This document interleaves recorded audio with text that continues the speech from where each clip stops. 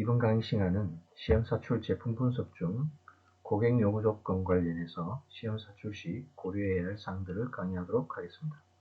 본 강의는 사출 금융 개발이나 제품 개발하는 엔지니어 및 유사 직종에 종사하시는 분들에게 실무전의 OJT 교육으로 필수적으로 숙지해야 할 내용을 위주로 준비한 강의입니다.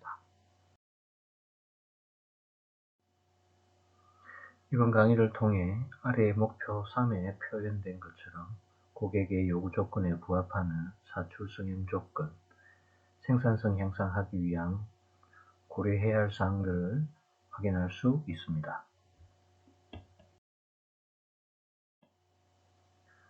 아래 목차에 표시된 것처럼 시험 사출 시 제품에 대한 고객의 요구사항을 만족하기 위해 작업자가 고려해야 할 사항들에 대해서 강의하도록 하겠습니다.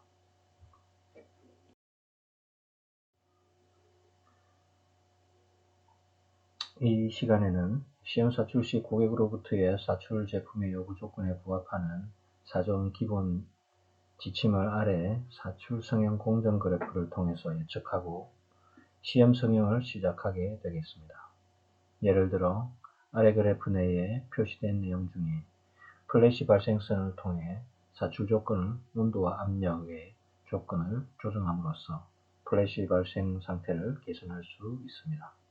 즉, 플래시 발생 상태는 온도가 높을수록 압력을 낮춰야 하고 압력이 높을수록 온도를 낮춰야 함을 나타내는 것임을 알 수 있습니다.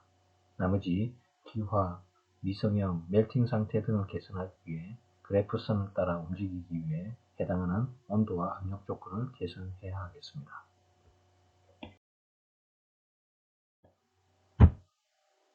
이번에는 시험 사출 시 재료가 주입되어 최종 금형이 주입된 후 냉각을 통해 지출되기까지의 공정을 장비상의 도해를 통해 설명드리도록 하겠습니다. 통상 사출 공정은 재료 계량, 가열 용융, 사출, 냉각, 지출 동작으로 이루어지며 공정별 세부 동작을 설명드리면 다음과 같습니다. 먼저 금형 형패는 형체 실린더 동작이 중요한 역할을 하는데 저속 발진, 고속 발진, 저속 형체로 형패가 스무디하게 이루어지게 됩니다. 마지막에 형패를 스무디하게 서서히 진행하는 것은 아무래도 고가의 금형, 장비의 손상을 우려해서겠죠. 다음은 사출 단계에서 노즐 실린더 전진, 금형 노즐 터치, 계량, 사출 공정으로 이루어지게 되고, 다음은 냉각 단계인데 아무래도 냉각은 유리 시간을 어떻게 제어하느냐가 관건이게 되겠습니다. 이에 냉각 타이머에 의해 냉각 리미트 스위치가 작동되어 제어되게 되겠습니다. 다음은 금형 형패, 현계에 대해 알아보겠습니다. 금형 현계 동작은 저속 개방, 즉 파팅 라인의 표면 장력에 의해 고중량 금형을 힘으로 벌리는 동작을 의미합니다. 그리고 다음으로 고속 후퇴, 마지막 동작으로 저속 후퇴로 이루어지게 됩니다. 이와 같이 금형 현계와 형패는 금형, 사출 장비, 작업자의 안전을 고려해서 동작시키도록 해야 하며 항상 작업자의 안전을 고려하여 안전사고, 예방교육과 예방을 위한 센서를 설치해서 작업하도록 해야 하겠습니다. 마지막으로 제품 지출을 공정 마무리하게 됩니다. 이 제품 지출 시에 동시에 계량이 이루어지게 되는데 계량은 실린더 내부의 스크류가 후퇴하면서 내부 레진이 홀연히 이루어지도록 하는 공정이게 되겠습니다.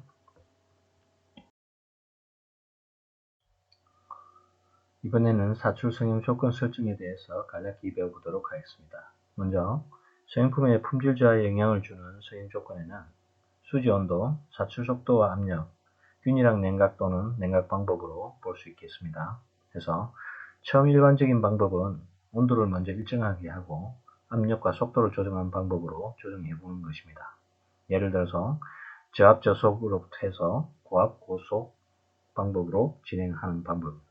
다음은 압력을 일정하게 하고 온도와 속도를 조정하는 방법입니다.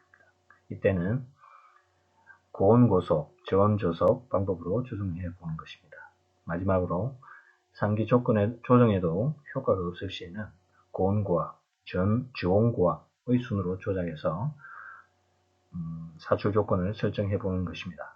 다음은 실린더 온도를 조정하는 것인데, 이는 재료 종류에 따른 적정 온도, 금형 구조, 사출 성형기에 따라 차이가 있으며, 그리고 제품이 요구하는 품질에 따라 실린더 온도를 차이를 두어야 합니다. 예를 들면 광택을 요구하는 성형품의 성형에는 실린더 온도를 높게 설정하면 안됩니다. 실린더 온도는 높이면 충격 강도가 높아지는 경우가 있기는 하지만 이는 재료 특성에 따라 차이가 있으므로 주의가 요구되겠습니다. 그래서 실린더 온도를 높이면 재료에 열분의 플래시가 발생하기 쉬운 경우가 많습니다. 다음은 사출 압력에 따른 사출 속도를 설명드리자면, 일반적으로 사출 속도와 압력은 주 사출 시에는 높게 설정하는 것이 좋겠습니다. 사출 압력과 속도는 유동 경로의 단면적에 관계가 있으며 금형 실개 시 게이트 위치를 유의해야 하겠습니다. 그 다음으로 중요한 것은 금형 온도인데, 가급적이면 금형 온도를 일반적으로 높게 세팅하는데 이는 수지의 유동저항을 줄이기 위한 목적입니다. 그리고 표면 광택을 높이기 위해서 온도를 높여주기도 합니다. 하지만 과도하게 높일 경우 수축이 발생할 수 있으므로 온도는 낮추는 방법으로 고려가 필요하겠습니다. 이번에는 사출 성형 조건 중 사출 시간이 미치는 영향에 대해서 배워보도록 하겠습니다. 사출 시간은 완전 충전과 외관상의 문제를 결정하는 요인이 됩니다.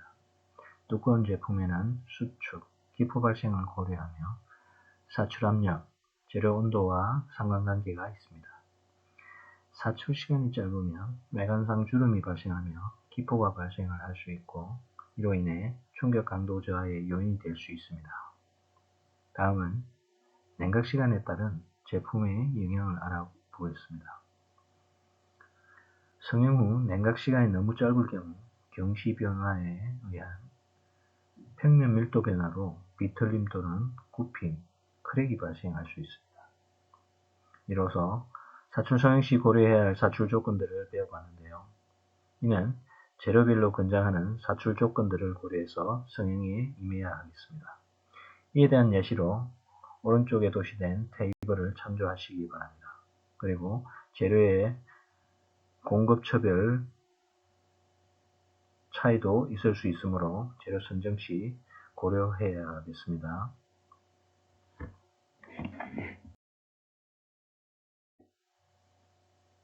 이번에는 고객 요구 조건 중 사출 성형기에서 고려해야 할 사항들을 배워보도록 하겠습니다.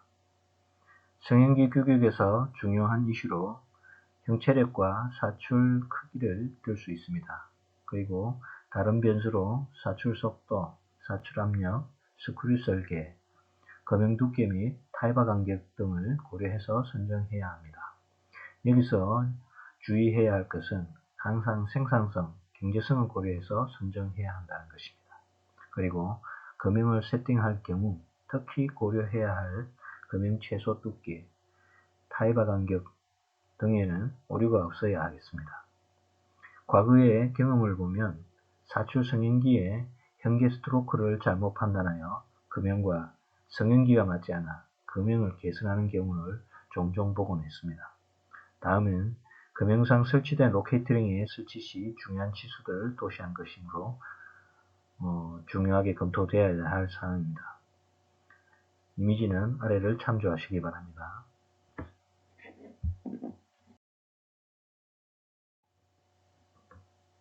이번에는 형체장치에 대해서 알아보도록 하겠습니다.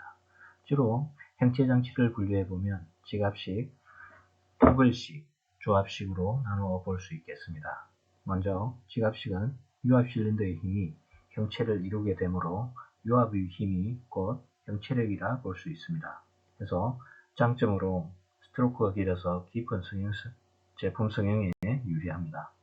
하지만 형체력이 토글식에 비해 힘이 부족한 경향이 있어 파팅 라인에 플래시가 발생하는 경우가 많으므로 선택 시 고려해야 하겠습니다.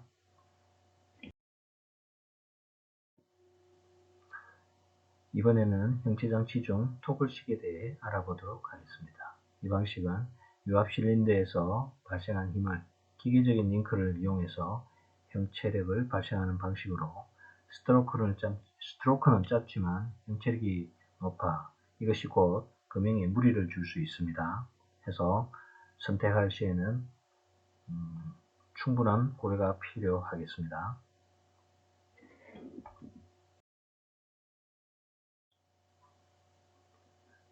이번에는 시험사출 수행 순서에 따라 고려해야 할 사항에 대해서 배워보도록 하겠습니다. 먼저 성인기와 금형 스프루 간에 고려해야 할 내용으로 스프루 직경과 스프루 접촉부 반경을 만족해야 하는데, 여기서 중요한 것은 항상 금형상 스프루에서의 홀 직경과 접촉부 반지름은 성형기 노즐부 치수보다는 커야 한다는 것입니다. 이는 성형시 레진이 새어나오는 문제를 해결하기 위한 목적이라 생각하시면 될 것 같습니다.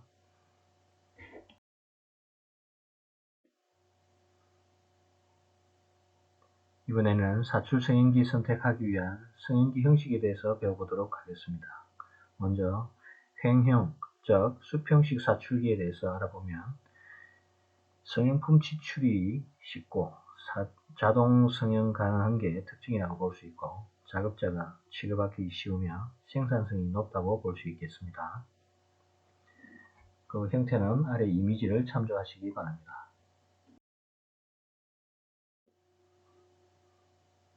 이번에는 입형사출기, 복합식 사출기에 대해서 배워보도록 하겠습니다.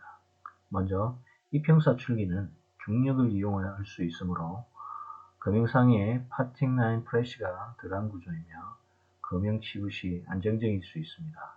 그리고 복합식인 경우는 형체와 사출의 직각을 이루는 형태로 입형 형체에 수평식 사출이 이루어지는 형식이라고 보면 되겠습니다. 형체부가 회전하는 로터리식, 슬라이딩 되는 슬라이드식으로 분류할 수 있으며 경우에 따라서는 다양하게 개발할 수 있겠습니다.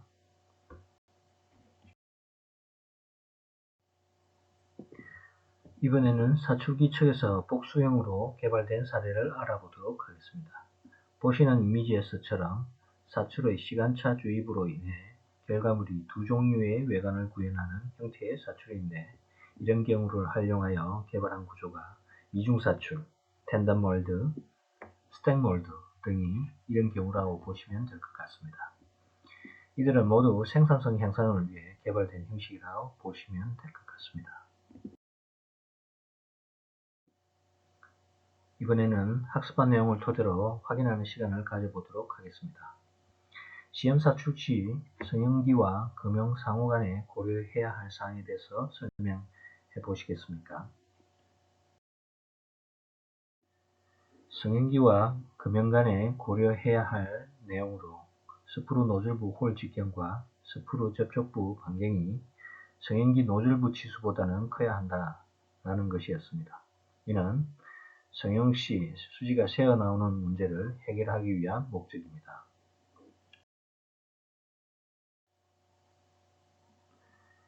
이것으로 강의 내용을 통해서 여러분들은 사출 성형 시 장비 선택 시 고려되어야 할 사항과 사출 성형 조건들의 영향에 대해서 배워보았습니다.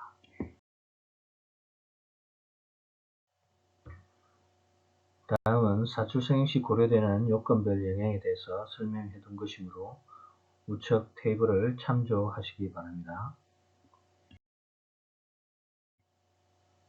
이것으로 시험사출 제품 검토 강의 중 고객의 요구사항에 대해서 고려되어야 할 사항들을 배워보았습니다. 강의 들으시느라고 고생하셨습니다. 감사합니다.